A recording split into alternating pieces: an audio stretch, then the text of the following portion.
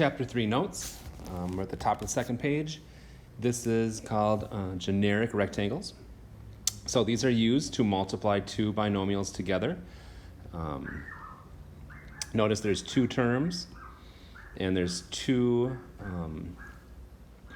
members of each term. So a cool way to do this is with what's called a generic rectangle, which is drawn below. And what you do is you write the first term on one side of the rectangle, so like x and 4, and you include the sign if it's negative. And then the second term you write down the side, so that would be x and a 5. Then to multiply these together, you just multiply and find each section of the rectangle. So this section right here would be the product of x times x, which is x squared.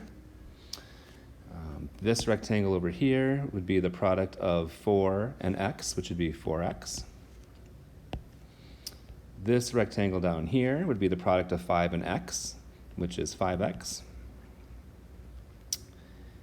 And the final section of the rectangle is down here in the right, and that would be the product of 5 times 4, which is 20.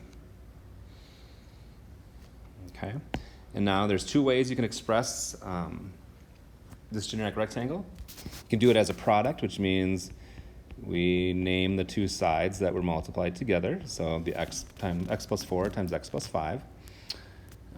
For the sum, we write down what's inside the rectangle. But notice, and this happens a lot, that one of the diagonals ends up being like terms. So 5x and 4x, I can combine those into 9x. So the final sum would be x squared plus 9x plus 20. Okay, so multiplying out that product of x plus 4 times x plus 5 gives me x squared plus 9x plus 20. So these two expressions mean the same thing, okay? One is just written as a product, and one is written as a sum. Let's go to example 2, to the right. I'm going to write x plus 7 across the top, and then x minus 8 down the side.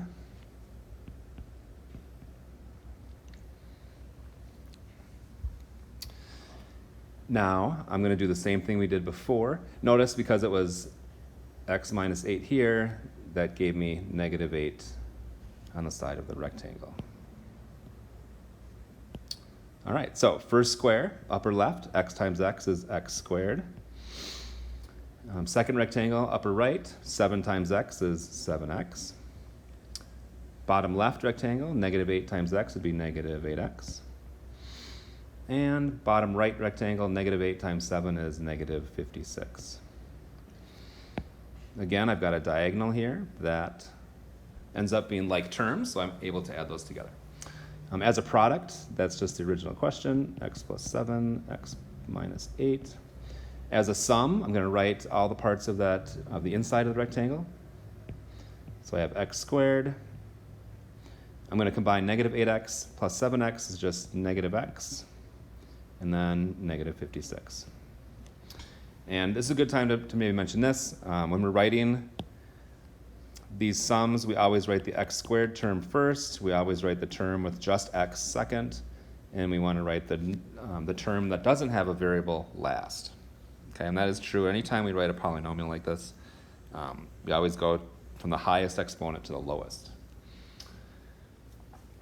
Example number 3.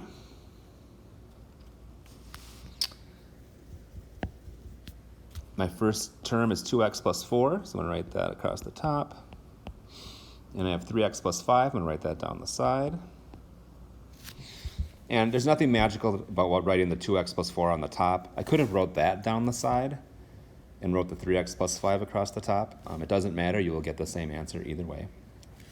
So upper left rectangle, 3x times 2x would be 6x squared. 3x times 4 would be 12x. 5 times 2x would be 10x. And 5 times 4 would be 20. I have a diagonal with like terms, so I'm going to be able to combine those shortly. The product, writing this answer as a product, is writing what's on the outside of the rectangle. And again, it doesn't matter what order I write those in. I could have put the 3x plus 5 first. Doesn't matter. As a sum is when I write what's inside the rectangle, so 6x squared. I'm going to combine the like terms. 10x plus 12x is 22x, and then plus 20. And again, I wrote them x squared first, the x term second, and the term without the x third. For number 4, fourth example, this time I'll write the 4x plus 7 down the side just to show you that this works, and the 2x minus 8 across the top. So 4x times 2x is 8x squared. 4x times negative 8 is negative 32x. 7 times 4 is 14x. And negative 8 times 7 is negative 56. Okay. Now as a product, it's just the outside of the rectangle, so 4x plus 7, 2x minus 8. It's a product because we're multiplying, right, in between those parentheses. And for the sum, don't forget we have like terms on the diagonal, so it'd be 8x squared minus 18x minus 56.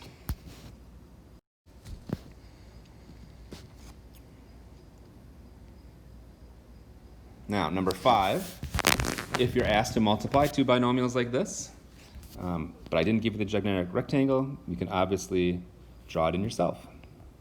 So you just make a box and a T in the middle, and then write down your terms,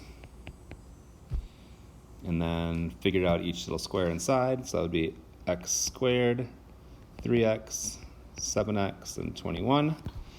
And then I simply asked you for the sum for this time. So I would add the two diagonals because they're like terms, and my final answer would be x squared plus 10x plus 21. And just one more example. Again, I didn't give you the generic rectangle because you can draw it yourself. And then I write in the terms. Upper left would be 3x times 2x is 6x squared. 3x times 3 is 9x. Negative 4 times 2x is negative 8x. And negative 4 times 3 is negative 12. Got some like terms on the diagonal. So it'd be 6x squared plus x minus 12. Because negative 8 plus 9 would be 1. So this is an important skill. It's going to come up a lot later on in the course. So important to understand how to do this. Good luck.